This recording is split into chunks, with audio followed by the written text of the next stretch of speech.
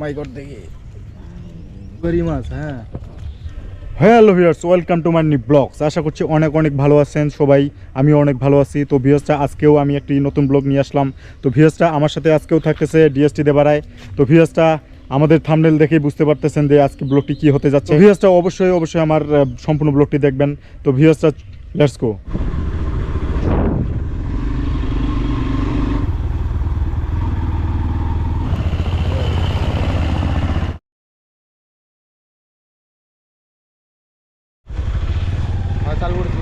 আমরা চলে আসি, ফাইনালি চলে আসি আমরা।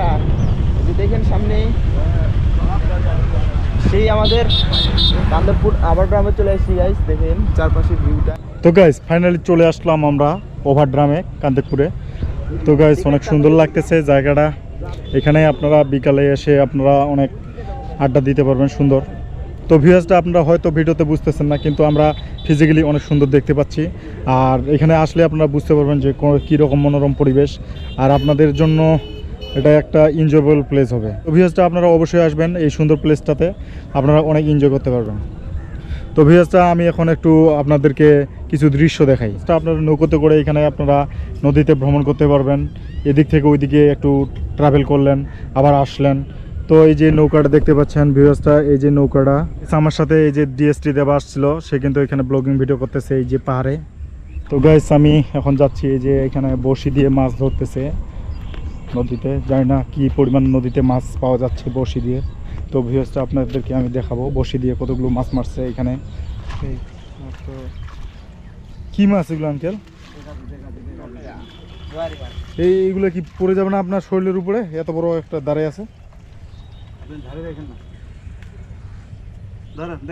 ও মাই গড দেখি। Thank you.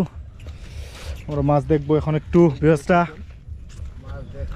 হ্যাঁ, আমাদের ভিউয়ার্সদের মাছ দেখাবো। ও মাই গড, এগুলো তো বড় বড় মাছ, তো জুয়ারি মাছ। হ্যাঁ, তো ভিউয়ার্সটা আপনারা দেখতে পাচ্ছেন এই যে সুন্দর মাছ এবং নদীর মাছ। এগুলো মাছ খাইতে অন্যরকম টেস্টি হবে। বড় বড় মাছ, তো মাছের কালারগুলো অনেক সুন্দর। ও গাইস, অসাম এবং ভরপুর তাজা মাছ, আবার নদীর মাছ বলে কথা। ভাইয়ারা এখানে মাছ ধরছে বড়শি দিয়ে। তো অনেকগুলোই মাছ দেখলাম। তো ভিউয়ার্সটা অনেক অনেক এনজয়েবল প্লেস। এই যে আপনারা একটা সুন্দর দৃশ্য দেখতে পারলেন, এখানে বড়শি দিয়েও মাছ মারতেছে আমাদের ভাইরা। এবং আমার সাথে যে একটু আগে আঙ্কেলের আমি মাছ দেখলাম, অনেক সুন্দর সুন্দর মাছ ধরছে। এবং এগুলো হলো কি মাছ? এগুলো জোয়ারি মাছ। তো গাইস দৃশ্যটা দেখুন কত সুন্দর, অনেক সুন্দর। তো গাইস চলে আসলাম এই পারে। এখানে এই পারের কিছু একটু ভিউ নিব। তো ভিউয়ার্সটা অবশ্যই আমার সম্পূর্ণ ব্লগটি দেখবেন, তাহলে এই পারের ভিউটাও সুন্দর দেখতে পারবেন।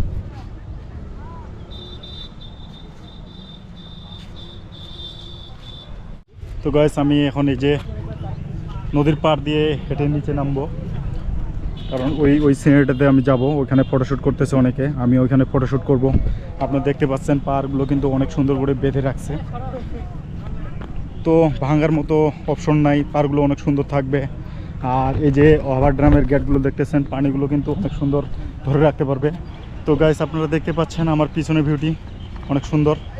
তো এই যে কয়টা গেট দেখতেছি, এখানে 4টা গেট আছে। পানি ওভারফ্লো হলে তখন এখানে খুলে দেওয়া হবে পানিগুলো। আর এখানে দেখেন যে ওভারফ্লোর জন্য আবার এখানে একটা বাঁধ বেঁধে দেওয়া হয়েছে। আর এই পাশে হচ্ছে গেট।